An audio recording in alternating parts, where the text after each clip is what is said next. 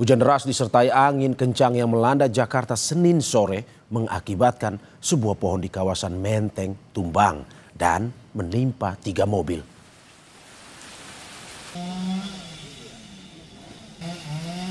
Pohon tumbang terjadi di area parkir sebuah gedung bioskop legendaris di kawasan Menteng, Jakarta Pusat.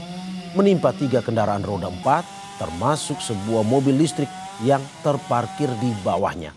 1 mobil ringsek pada bagian kap mesin, sedangkan 2 mobil lainnya hanya mengalami kerusakan ringan. Meski tidak ada korban jiwa maupun luka dalam peristiwa ini.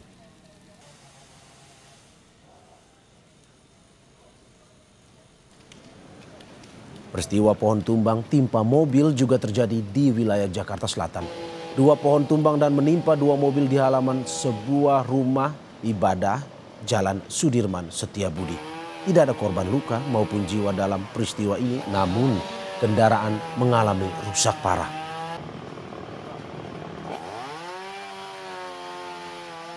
Kita lagi kerja di dalam, ada office boy-nya panggil, "Pak, mobilnya ketiban pohon." Langsung kita kaget itu. Jadi kita keluar lagi, ya udah kayak gini situasinya. Ya begitu lihat mobilnya udah ringsek semua begini. Jadi kita nggak bisa berbuat apa-apa lagi.